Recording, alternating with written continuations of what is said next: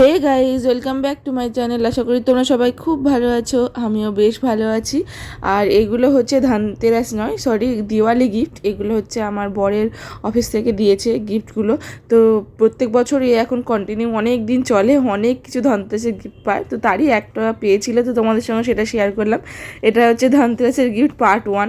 এরকম অনেক গিফটও পাবে, তো সেগুলো হতে কিন্তু আমার বেশ ভালো লাগে। ও যদিও এগুলো খুব সুন্দর করে প্যাক করা থাকে, তো সেটা নাকি অফিসেও খুলে দিয়েছে, বলছে যে অত ভারী নিয়ে আসতে পারবো না বলে প্যাকটা ভালো করে খুলে দিয়ে আর এইগুলো ব্যাগে করে নিয়ে চলে এসেছি। তো এই এত কিছু দেয়, এছাড়া আরও অনেক কিছু দেবে, সেগুলো পরে যদি শেয়ার করি তাহলে তোমরা দেখতে পাবে। তো যাই হোক, এইগুলো সব আমি একটু খুলেছিলাম, তো সেই জন্য ভাবলাম তোমাদের সঙ্গে শেয়ার করি। তো এই ব্লগটা কিন্তু অনেক দিন, ধানতেরাস, তারপরের দিনে মানে কালী পূজা, তারপরের দিনে কালী পূজার আগের দিন মানে 14 প্রদীপ যেদিন জ্বালে সেই দিন, তাছাড়া কালী পূজার দিন, সব মিলিয়েই তোমাদের সঙ্গে শেয়ার করছি। কারণ এইভাবে কয়েকটা ছোটো ছোটো ব্লগ অ্যাড করে করে, মানে কয়েকটা ছোটো ছোটো ক্লিপ অ্যাড করে করে এটা আমি রেডি করেছি। তো যাই হোক, এইগুলো সব এখন যে ড্রাই ফ্রুটগুলো পেয়েছে, এগুলো কিন্তু আমার ভীষণ সুবিধা হয়েছে, কারণ আমার বাবুর জন্য তো ড্রাই ফ্রুট কিনতে হয়, তো বেশ কিছুদিন কিন্তু চলে যাবে। প্রত্যেক বছর ধানতেরাসের সময় আমরা কিছু না কিছু কিনি আর কি, প্রত্যেক বছর, সে কাঁসা হোক পিতল হোক, আর লাস্ট কয়েক বছর সোনার উপই কিনছি। তো সেই হিসাবে প্রত্যেক বছর কিন্তু আমি যে ছোটোবেলা থেকে ভান্ডার জমাতে ভালোবাসি, সেই অনেক ছোটোবেলা থেকে আমি ভান্ডার জমাই। কিন্তু সেই ভান্ডারে যে টাকাটা আমি জমাতাম সেটা অন্য পারপাসে, মানে বিয়ের আগে কাজ ইউজ করতাম, কিন্তু বিয়ের পরে যখন জমাই তখন ঠিক করি যে আমি প্রত্যেক বছর যা জমাবো, এটা একটা নেশার মতো হয়ে গেছে, মানে ভান্ডার জমানোটা। তো তার মানে এই নয় যে ভান্ডারে আমি অনেক টাকা করে ফেলতে পারি প্রত্যেক বছর, এরকম না। তো অল্প টাকাই জমাই, যখন যেটা হাতে যখন খুচরো পাই, তো সেটাই। তো আগে 1 টাকা 2 টাকার কয়েনও ফেলতাম, কিন্তু এখন আর 1 টাকা 2 টাকার কয়েন ফেলি না, কারণ এই 1 টাকা 2 টাকার কয়েন এক বছর খুব সমস্যায় পড়েছিলাম। ওই 2 টাকা 1 টাকার কয়েন তখন চলতো না, তো আমাকে বাধ্য হয়ে ভাঙতে হয়েছিল। তো ওই জন্য আবার আমি ঠিক করি যে 5 টাকা আর 10 টাকার এগুলোই কয়েন জমাবো। আর তাছাড়া এখন তো 20 টাকার কয়েনও পাওয়া যায়, সেগুলোই জমাবো। তো আগের বছর থেকে এই 5 টাকা 10 টাকা আর 20 টাকার কয়েনই জমাই।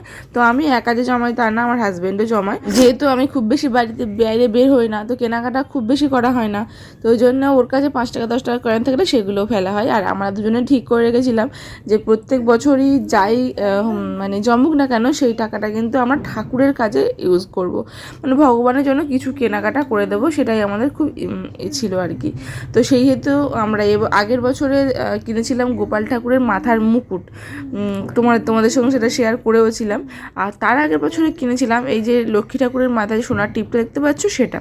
তো এইভাবে টুকটুক করে সমস্ত গয়না কেনার খুব ইচ্ছা আছে, পরপর কিনবো। তবে সোনার পারবো না, সত্যি বলতে রূপোর কিনতে পারবো। টিপটা খুব ছোট বলে সোনার কিনতে পেরেছিলাম। তো এখানে ইচ্ছা আছে নারায়ণ ঠাকুরের যে শঙ্খ চক্র গদা পদ 4টে আছে, সেটাও কিনে দেবো। তো সেগুলো পরপর কেনা হবে। তো তার আগে এবছরে কেনা হয়েছে ওই চক্রটা, যে তোমাদের সঙ্গে শেয়ার করলাম।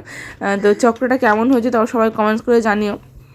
এবছরের ধানতেরাসে আমাদের ঠাকুরকে আমাদের দেওয়া গিফট, তো আমাদের ভগবানকে আমাদের দেওয়া ছোট্ট একটা গিফট। ভগবানকে দেওয়ার মতো ক্ষমতা তো আমাদের নেই, আমরা চুনোপুটি, আমরা কিছুই না। তো তাও আর কি, ধানতেরাসে নিজেদের জন্য কিছু কিনি না, ঠাকুরের জন্যই কিনি আর কি, এটাই বলার। তো তারপরের দিনে এটা ছিল 14 প্রদীপ যেদিনে জ্বালে, তো সেই দিনে কারা 14 শাক খাও বলো তো? 14 শাক আর 14 প্রদীপ জ্বালাতো আমাদের একটা নিয়ম ভূত চতুর্দশীর দিন, তো সেই জন্য 14 প্রদীপ জ্বালিয়েছিলাম। এখানে দেখো, আর আমাদের বাড়িতে 14 প্রদীপ জ্বালিয়ে সেই রাতে কিন্তু আমরা একটুখানি ঠাকুর দেখতে বেরিয়েছিলাম, যেহেতু পরের দিনে অমাবস্যা লাগবে, ছেলেকে নিয়ে কোথাও বেরোতে পারবো না, তাই জন্য। তো এখানে আর এবছরে ধানতেরাসে দিওয়ালিতে আমার ছেলেকে আমার বর এই 8টা গাড়ি একসঙ্গে আর তার সাথে আরও একটা খেলনা, এগুলো গিফট করেছে ওর বাবা ওর জন্য। তো ও কিন্তু ভীষণ পেয়ে খুশি। একবার কি হয়েছিল, আমার এক বান্ধবীর বাড়িতে গেছিলাম, তো সেখানে একটা বাচ্চা ছিল, সেই বাচ্চাটার হাতে একটা ছোট গাড়ি ছিল। তো সেই বাচ্চারা হয় না যে যেটা দেখে সেটাই নেওয়ার চেষ্টা করে, তো আমার ছেলের ওইটাই পছন্দ। ওই গাড়িটাই নেবে। ওকে আরও অনেক গাড়ি দেওয়া হচ্ছে কিন্তু কিছুতেই নিচ্ছে না, ওই গাড়িটাই নেবে। আর গাড়িটা খুব বেশি বড় ছিল না, এই ছোটো সাইজে হাতে ধরতে পারছিল। তো সেই জন্য ওর বাবা বলে আর একটু বড় হলে না ওকে আমি গাড়ি কিনে দেবো অনেক। তো ওর বাবা প্রচণ্ড ওকে খেলনা কিনে দেওয়া, জামা কিনে দেওয়া মানে ভীষণ পছন্দ করে।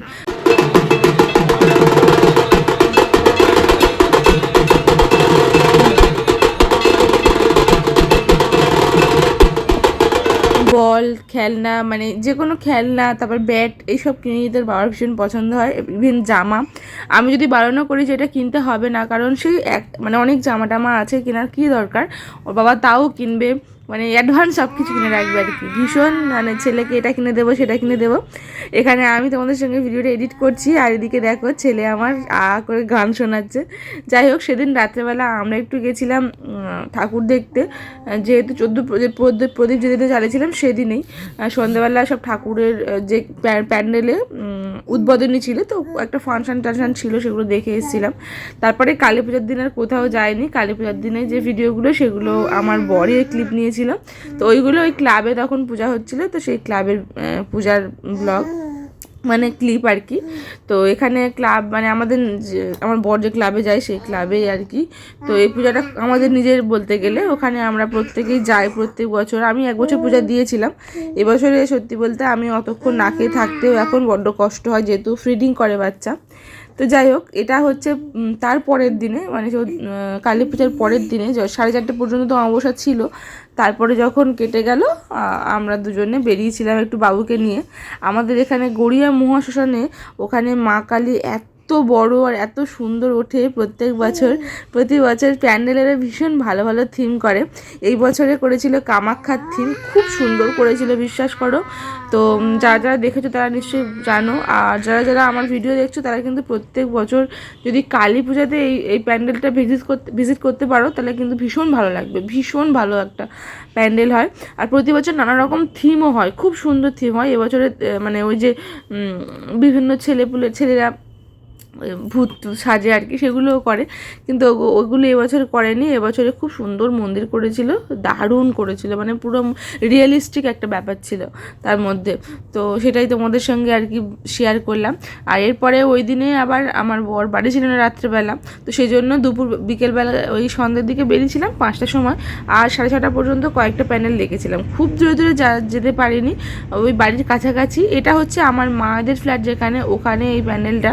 তো এখানে কিন্তু বেশ ভালো ভালো ঠাকুরের প্যান্ডেল হয়, আর সেখানে ভালো ভালো মানে ঠাকুর হয় ওঠে আর কি, খুব সুন্দর, দেখলে মানে চোখ জুড়িয়ে যাবে আর কি। এখানে করেছিল বামা কালী, প্রত্যেক বছর এখানেও খুব বড় বড় ঠাকুর তোলে। তো বামা কালীর মুখটা এত সুন্দর করেছিল, মনে হচ্ছিল একদম রিয়েল মা এসে দাঁড়িয়ে আছে। তো বামা কালী তো সবাই জানো, শান্তিপুরের বামা কালী, তো সেটাই করেছিল এবছরে। ভীষণ পছন্দ হবে তোমাদের। দেখো এত সুন্দর মুখখানি, মনে হয় মা যেন মানে পুরোপুরি নেমে এসছে ওখান থেকে।